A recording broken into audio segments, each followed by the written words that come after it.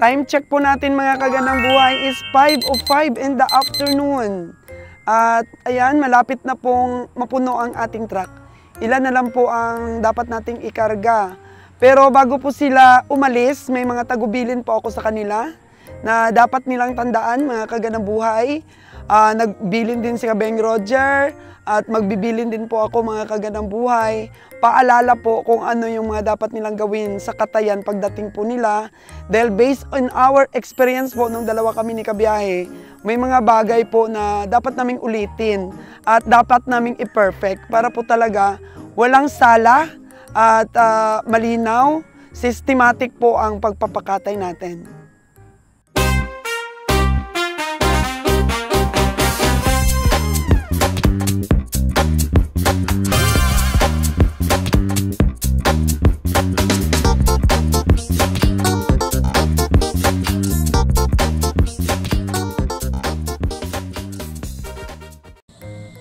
So, ayan po mga kagandang buhay, patapos na po ang ating second decker. Nilalak na lang po ng ating cowboy. At dito po lahat sa baba ay puro malalaki. So, ang request po talaga ng taga-katay natin, malalaki po ang dadali namin. Pero, successful talaga yung pamimili ng malalaki na no? Daghan ang dagko. Yan, marami pong malalaki. Meron din naman pong time minsan na mas maraming maliliit. Oo. Yan. So, ayun mga kagandang buhay, sabi ni Nalon, talagang napakaganda daw po ng lugar na itong nakita namin para po makapagpahinga ang mga hayop natin. Di ba minsan mayroong sama ng panahon? So makapagpahinga talaga dito. Pwede, nindot kayo. O, kasi mahirap yung masama ang panahon, stranded, di tayo makasakay ng barko. Natay ka istaran. Star. So ito, magkano nga ito Nalon? 67. 67. 67. So ayan, 67 po ito mga kagandang buhay oh. Yan. Medyo mataba. Mataba po itong kalabaw na to. Sino nga bumili nito? Campus Roger ni. Oo. Sa Kabangkalan ni Gikan. Ang ganda. So ang kagandahan pa, sabi ng may-ari ng lupa na to, pag nalaman daw ng mga kapitbahay niya, ng mga farmers dito, na marami na naman pong kalabaw dito at mga baka na magpahinga, dadalhin daw nila dito yung mga babaeng kalabaw nila, babaeng mga baka nila para pakastahan. Para magkaroon ng lahi. Oo. Kaya nindot mga itong lahi sa kalabaw na to, baka. Oo. Dagko mga itong kalabaw. Noon daw, marami na daw nagpakasta dito, libre lang. Nakakalibre daw sila. Lipay kayo sila. Oo, lipay kayo. So, ayan, para po mga kagandang buhay, makatulong din tayo dito sa mga farmers. Kaya, pakastahan natin. Wala, libre. Ano ba? Manghihina ba sa biyahe ang mga kalabaw at baka? Dili man. Pag nakakasta? Hindi? Hindi makabawas ng kilo? Ano ba nila? Lakas sa biyahe? Dili man. Okay. Dili man? Kaya makapundo man sila. Kuhan man sila, standby man. Kasi noong panahon sinaunang panahon, pag sundalo ka, pag pupunta ka sa war, hindi ka pwedeng mag-siping sa iyong asawa. Oh, no! Kasi ang lakas mo mababawasan. Kahit yung mga sinaunang tao pa, mga panahon pa ng Biblia, at sa mga panahon pa dati ni Gabriela Silang, Jigo Silang, ganyan po mga kagandang buhay. Ewan ko, science po siguro ang basihan yan, na umihina talaga ang lalaki pag nakasiping. Diba? Kayo mga kagandang buhay, tama ba? Na umihina talaga ang lakas ng isang lalaki pag nakasiping? Kasi sasagutin ka ng mga iba din, mas lumalakas nga daw sila pag maraming chicks. Kasi lumalakas sila dahil marami silang maipagmamalaki. Lalo na yung mga babaero. Nagbibilang sila sa kamay nila kung ilan yung mga babae nila. Hindi ka ba ganun? Hindi. Hindi? Ano lang ikaw? One man? One woman man? Okay mga kagandang buhay, thank you so much po sa inyong panunood at sana po may makuha din po kayong tips dito at abangan po ang aming mga income reveal. So ang aking abilin sa'yo, tatandaan mo doon sa Katayan. So siyempre, marami ang nag-comment sa atin na marami daw umaakyat sa truck. Oh, no! Na mga nangunguha ng mga gamit. So secure ninyo, laging lock yung ating truck. Tapos bantayin yung ating battery, yung ating mga gas daw, marami daw nangunguha dyan. Marami daw mga salbahe na umaaligid-aligid. So ingatan ninyo yung mga ano ninyo, mga gamit, cellphone, kung ano pa dyan, wag basta-basta iwanan sa truck. So kahit anong gamit, sabihin mo sa driver, lock talaga pag nandun kayo lahat. Kung walang bantay ang truck. Tapos, ano bang habilin sa'yo ni Kabiyahe pagdating dun sa loob ng katayan? Kinahanglan lang taon gidam ang karne. Kay basin o niya ba magka kaning magka ilis-ilis ba? Magkapalit-palit. Magkapalit-palit. Yung karne. Oo. So, di ba, meron tayong eartag? Oo. Oo. Pag meron tayong eartag, ganito yung bilin ko sa'yo. Halimbawa, pa-prepare nila, sige, magkatay tayo ngayon ng 20. Lahat ng 20 na yon na kakatayin, isulat mo na kaagad yung eartag ng 20 na yon. Sulat mo na kaagad, hindi pa nakatay. Piniprepare pa lang. Sulat mo na kaagad lahat yon. Tapos, lagyan ng pintura ang mga balat. Lagyan ng pintura ng eartag ang mga balat. Kasi pag natanggal na ang ulo, paano pa natin malaman kung anong eartag yun? Oo, tinuod. So, lagyan yun ang balat ng Marka. sulat na na pintura. Tapos, siyempre, binabalatan din nila. Pagkatapos, papasiguro mo sa kanila, babantayan mo, na ang pagkatapos balata, na ang eartag mismo ng kalabaw na yon, isulat nila ng malinaw. Tapos, wag papunasan. Kasi pag punasan mo, may tendency kasing ma-erase. So, di na natin matitrace. Minsan, nagkakapalit-palit na yung mga karne. Kasi yung eartag na yon, wala tayong basihan.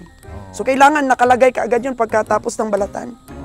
So, yun ang abilin ko sa'yo para wag magkagulo. Kasi nung kami, nung nagpakatay kami, ang ginawa ni Kabiyahing Roger, di prepare ang kalabaw. Hindi sinulat agad yung mga eartag. Doon lang kami nag-base sa sulat sa karne. Ay malabo. Nahirapan ako sa pag-trace. Isulat yun? Oo. So, pag-prepare mo, sulat mo kaagad. Tapos, batayan ang pag-sulat na, sabihin doon sa taga-sulat na talagang iklaro. May notebook ka talaga, yan, eartag yan, ganyan. Para systematic, madali kong ma-determine kung sa pagkilo sa karne, kung sino man ang bantay doon, madaling madidetermine na yun, 4 na bahagi na yun, ay magkakasunod-sunod na isa lang. Yan. So, ano pang mga habilin sa'yo ni Kabiyahe? Kinahanglan kung anon gyud sa buwan. Lantawon ang karne, dili palimpyuhan og maayo. Kay tuwa man kuno ng So, dapat daw sa karne, tagalaga, bantayan talaga ang paglinis. Ayan din ang bilin ko sa'yo. Kayo. Wag masyadong tapyasan na. No? Lahat-lahat na lang ng taba, kukunin. Tapos, bantayan mo. Doon mismo sa pagkatay, inaano nila yan. May kinukuha pa rin sila nung kunwari ay taba, pero unod na di parang laman na yun. So, nalon, mahirap pumunta sa bitas. Alam ba ninyo ang daan? Sino maglilid ng daan? Si Lord Jandam, suwito siya diha. Kaya nakaanha man kuno siya kasa. Mao man kuno na doon ra man kuno ng bitas o marilaw. Wow. Lapit lang. So, marunong si Lord Jan. So, nung kaming pumunta ni Kabiyahe, naku, ang dami naming tinanungan. Sobrang hirap. Lalo na po yung pag-pauwi. Naku, nadakip kami. Ang pagpauwi. Tapos, lagi pang may nervyos si Danny. Dapat ang ating driver ay hindi mag-nervyos. Eh, yung kinuha yung lisensya ni Danny, papel ang lisensya ni Danny. Wala pala siya yung laminated. Ewan ko si Lord Jan kung laminated. Lord Jan, laminated ba yung ano mo? Lisensya mo? Halika dito. Suwito man kadiha sa kuandong sa bitas? Oo. Suwito man kadiha? So, alam mo yung daan papunta ng bitas? So, wag nervyoso ha. Ito po yung driver natin, si Lord Jan. Kasi kami ni Kabiyahe nung pumunta doon, hirap na hirap siya. Walang alam eh. Si Danny, wala rin alam. Pero, ilang beses ka na ba nakaparoon? Wala pala daw. Pang-5 yata. Pang-5, papunta ng Marilao. Pero parang malapit lang rin, alam mo yung bitas. Sino nagturo sa'yo doon? Si Limuel. Si Limuel? Sinabi rin niya sa'yo? Ayan. Kasi si Limuel talaga yung naglilid ng daan dati eh. Ngayon, hirap talaga pag tayo, pero kaya natin. Kaya. Diba kaya? O, kailangan kakayanin Kaya natin. sa driver. Ang importante, Lord, dyan, manalo ang biyahe natin. Kasi kung hindi, mawawalan ka ng trabaho. So ano na lang balak mo pag hindi na tayo magbiyahe? Natawa si Lord dyan, natawa. Kakayanin natin. Huwag muna nating isipin yun, no? Yung mag-stop tayo, Nalon. Lalaban pa tayo, ha? May mga option pa naman. Pero, siyempre, darating ang oras, Lord, dyan na magbabiyahe ka, puro baka. Pero ang destination, dito lang sa Aklan. So, i-ano natin yon. Ilagay natin sa ating lupa na yun na pinakural na ni Kabiyahe ngayon para mag-upisa na tayo ng katay. So, honesty, ha? Para yung sweldo mo, maaring pag maganda ang kita natin sa ating mga hayop, meron ka ng incentive. Meron ng mga pakonsuelo sa biyahe natin. Kasi sino ba naman na amo yung ayaw magbigay? Pagka tuloy-tuloy na maganda, di ba, Lord John? Eh, anong magagawa ng amo pag laging lugi? Luy-luy ang balikat. Yung mga dapat sana na ibigay sa inyo, wala. Kasi saan naman kukunin ang budget? Di ba? Tinood. O kailangan, hihiling ko talaga sa inyo. Ngayon, dalawa kayo ni Nalon doon. Tulong ka kay Nalon, ha?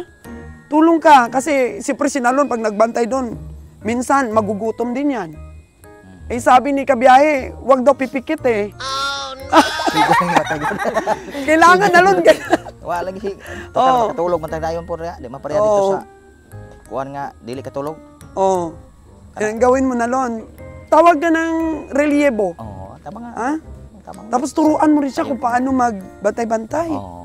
Kasi hindi natin alam yung mga emergencies. Sumakit ang tiyan mo, hindi mo naturuan. Oo, tinood. Di ba? Kinahanglan magkuan. Oo, kailangan yung mga nambiring ng hayop natin, tulungan yung sinalon. Halimbawa, sabihin na 20 ang katay.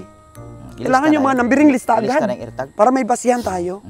Kung, ay, nung nakaraan, ano ba yun? Ano bang, meron ba tayong irtag na ganito? Sabi ni Kabiyahe. Hindi systematic. So ngayon, gawin nating systematic na, tulong-tulong tayo, masigla ulit tayo. Yan, naka-uniform na tayo. Binigyan kita ng Lunes hanggang Linggo na uniform. Ganon din. At saka yung isa natin, si Gerson, ay naubos na yung may pangalang Souls Ganang Buhay at Biyahe ni Roger sa likod. Yung kagaya na lang kay Michael yung uniform niya. Yung may pangalan na lang talaga sultida dito para sa mga empleyado sa store. Ayan. So, ayan ang nabigay ko kay Gerson kasi parang gustong-gusto niya talagang magsuot din kagaya ninyo. Hindi na niya nahintay yung may pangalang Souls Ganang Buhay. Oh, Souls Ganang Buhay sa harap. Oo. Ayan. Isang advertisement yan. Na sabi niya, oh, ayan na ang maghahayop na mga vlogger, oh. Ayan. Okay kayo. So, kailangan, dahil kilala na tayo na ganun, maganda din ang pag-uugali nyo dun sa stockyard. Walang mag-iinom. So, yan ang ating pagbabago ngayon sa biyahe natin. Sana nga, noon pa natin ito ginawa na Lon, na sinasamahan talaga natin. Halimbawa, pag sumama si Kabiyahe sa biyahe, sasama din ako para makapasyal-pasyal ulit. At actually, baka pumunta din po ako ng Negros para mapakita rin ulit sa inyo ang pamimili ni Kabiyahe. Pero hindi pa siguro ngayon dahil ito, inuubo pa. Inuubo pa po ako mga kaganang buhay. So, thank you na Lon. Okay na ba? Malinaw na yung mga tagubilin ko? Okay na lang, malinaw na lang. Oh, ayan. Sige. Ang biyahe po namin ngayon mga kaganang buhay ay dala-dala po namin ang bagong pag-asa. Dahil siyempre, pangalawang track na po ito na sinasamahan talaga namin ang aming pagpapakatay. Yung una nga kami ni Kabeng Roger at ngayon nga ay kasama si Nalon. Pero isa din pong tao na isa pang maaasahan natin sa biyahe na talagang loyal sa atin mga kaganang buhay ay si Michael. Kung inyo pong matatandaan sa mga una naming mga biyahe noon, nasa Sibalom pa lang po kami, hanggang nag-umpisa kami sa Negros, si Michael po ang naging driver at naging kasama natin. Si Michael po ay talagang loyal yan sa amo. Di ba Mike? Loyal yan. Number 1 loyal po yan si Michael mga kaganang buhay. Subok na po yan. So siya po ang sumama sa biyahe. Minsan nga, 1 buwan siya doon sa Batangas, di ba Mike? Pagbabantay lang po ng katay namin dati sa mga baka pa namin noon. Ayan, si Michael po yun. Pero nung dito na si Nalon na ang pumalit doon sa papel ni Michael. Pero si Nalon naman, di marunong mag-drive. So, personal bodyguard po siya ni Kabiyahe, tsaka tumutulong po sa pamimili. Pero minsan po, mga kaganang buhay, nakita ko po talaga si Nalon umiyak. Oh, no! Talagang masama ang mukha mo, Nalon, pag umiyak. Mas lalong lumalapad yung ilong mo. Oo. Oo, sabi ni Nalon kasi, nalungkot daw talaga siya nung mga panahon na yun na kahit ano pa po ang sakripisyo nila ni Kabiyahe, wala nang tulugan, sobrang pagod, tapos talo yung resulta, mga kaganang buhay. Kaya naisip ni Nalon na sabi ni Nalon, boss, di na ito maaari. So sasama na ako sa biyahe, sabi ni Nalon, di na ito maaari, boss. Parang di na ito normal na lugi tayo ng lugi. Talagang tuklasin natin kung anong nangyayari sa biyahe. Kaya doon lang kami, mga kaganang buhay, nagkaroon ng realisasyon o na-realize namin na totoo, tama pala. Na kailangan talagang samahan ng kahit isa na pwedeng magsumbong at maging aware yung mga kasamahan sa biyahe. Lalo pa, mga kaganang buhay, hindi namin kilala talaga yung aming mga tauhan dahil siyempre hindi naman tumagal sa Negros si Kabiyahe. Dito naman kami sa Aklan. Talagang kailangan na mayroong loyal. Kasi si Nalon, naka-build up na po kami ng friendship. Talagang for life na talaga siguro, mga kaganang buhay. Yun po ang ginansya namin. Kasi ang pera, madali lang kitain yan. Pero ang tao pong loyal sa'yo at talagang ginagawa ng tama ang trabaho, mahirap ka pong makakakita ng ganyang tao. Maging partner mo po sa negosyo, mahirap po nung ganon.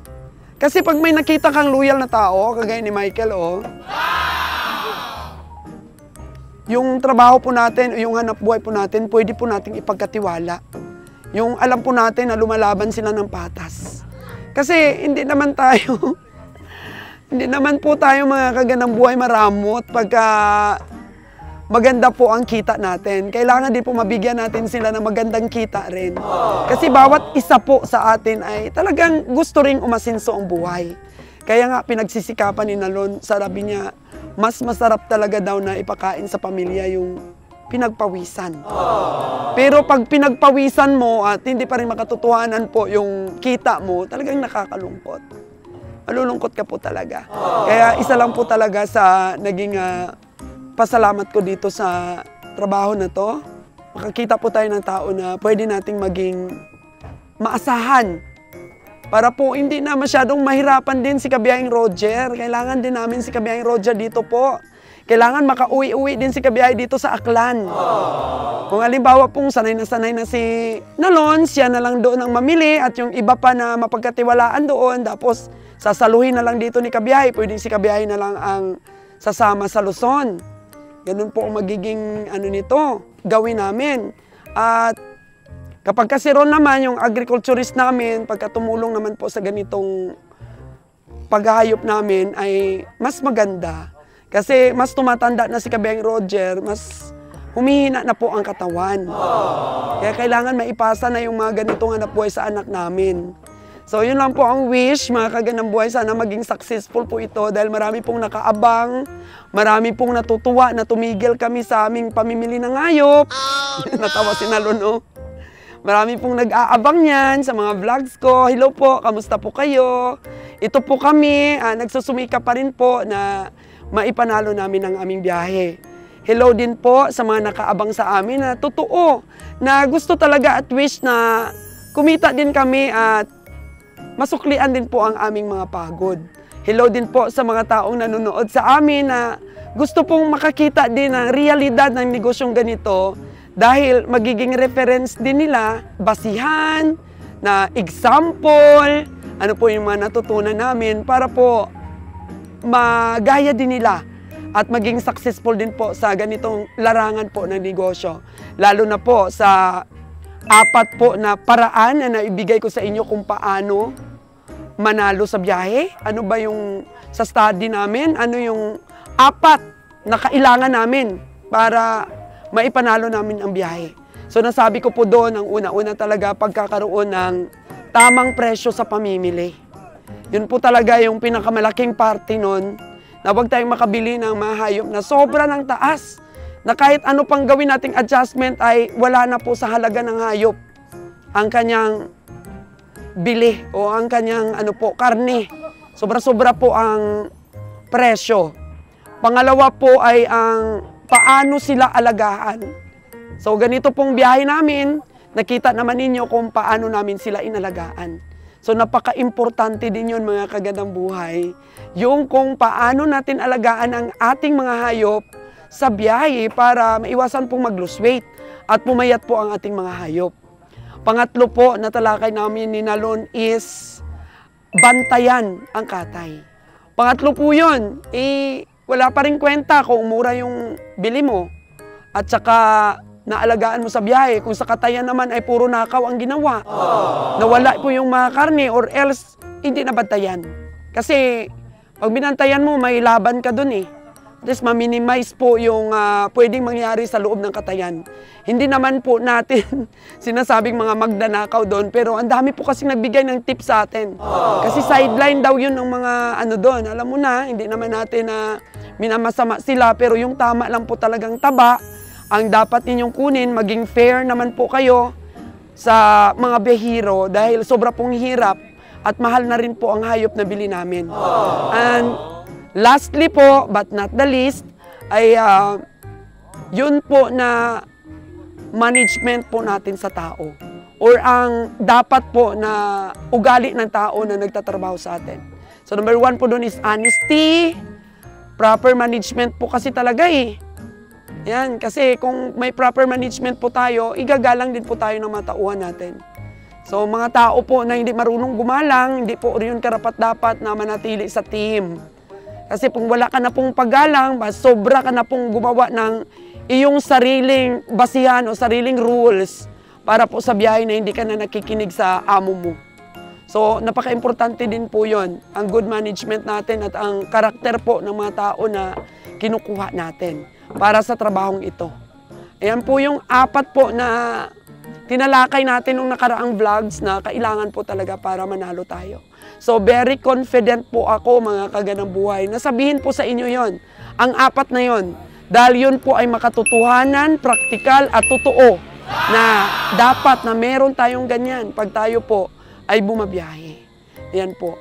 So bilang dagdag pa po doon, kasi pag hindi po mabait yung amo, yun po rin ang dahilan na magluluko yung ating mga tao.